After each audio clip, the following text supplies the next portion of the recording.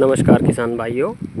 आज हम आपको बताएंगे कि सहफसली खेती के रूप में सरसों की पैदावार कैसे बढ़ाएं, और अगर आप सामान्य रूप से भी सरसों की खेती करते हैं तो उसमें अपनी पैदावार को कैसे बढ़ाएं और मौसम जनित रोगों से अपनी फसल को कैसे बचाएं।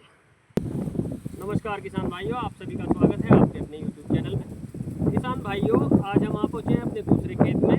देखिए, इसमें हमने पिछले वर्ष पॉपुलर के पेड़ लगाए थे। ये वो हमारे पेड़ जो है 1 वर्ष के हो चुके हैं। इसमें हमने किस प्रकार लगाए थे किसान भाइयों, हमारा गन्ने का बोर्ड जिसे कह देते हैं, गन्ने की फसल हमारी खड़ी हुई थी इसमें, और गन्ने की खड़ी फसल में ही हमने फरवरी माह में पॉपुलर के पेड़ लगा दिए थे।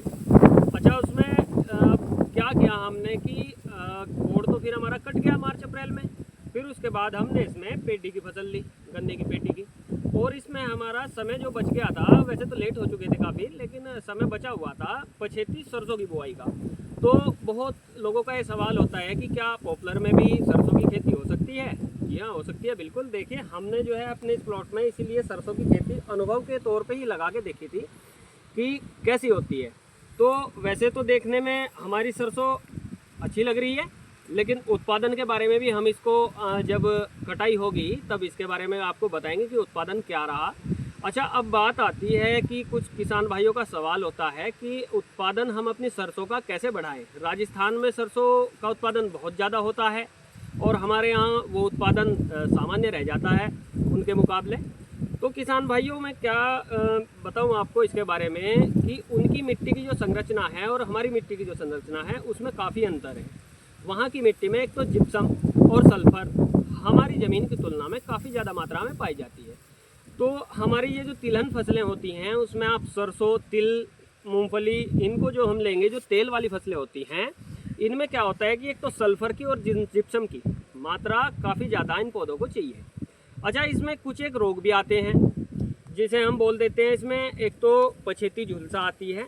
झुलसा में क्या होता है किसान भाइयों, जैसे हमारी इस फसल में तो आई हुई नहीं है, लेकिन इन पत्तियों पे काले या सफ़ेद धब्बे पड़ जाते हैं, जो हम झुलसा कह देते हैं इस रोग को। अच्छा, इससे बचाव के लिए भी बात करेंगे, लेकिन उससे पहले मैं आपको बताना चाहूँगा कि एक तो आप अपनी सरसों में कम से कम सिंचाई करें। जब आपको लगे कि सिंचाई के बगैर काम नहीं चलेगा तभी सिंचाई करें, क्योंकि सरसों एक ऐसी फसल है जिसे शुष्क पर्यावरण की ज़रूरत होती है। अच्छा, इसमें जब आप शुरू की सिंचाई करें तो आप जो है सल्फ़र की मात्रा का ज़्यादा उपयोग करें। सल्फ़र आप डाल सकते हैं 3 किलो प्रति एकड़ की मात्रा से। उसके बाद में जब सरसों आपकी लगभग इस अवस्था में आ जाती है, ये हमारी पीली सरसों है जो हाइट में छोटी रहती है, जब इस अवस्था में आ जाती है और आप बात करें रोग की, तो रोग अगर जो झुलसा का रोग आपको दिखाई दे देता है, ये पत्तियां धब्बेदार अगर आपको दिखाई देती हैं, और अगर नहीं भी दिखाई दे रही हैं तो भी आप क्या करें कि एक तो आपने अपनी पिछली वीडियो में जो दिखाया था गेहूं के लिए एजोक्सीट्रोबिन प्लस टेबुकोनाजोल, इस साल्ट का तो इस्तेमाल आप करेंगे ही 250 ml प्रति एकड़ की दर से।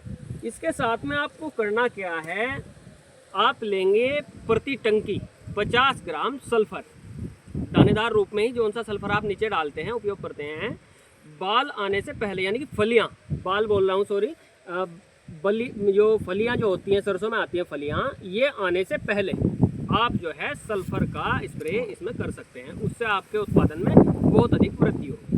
और अगर आपने सहफसली रूप में सरसों की खेती करी हुई है तो भी, और अगर सामान्य रूप से करी हुई है तो भी, आप जो है इस्तेमाल करिए इन प्रोडक्ट का और देखिए आपकी पैदावार कैसे बढ़ती है। नमस्कार।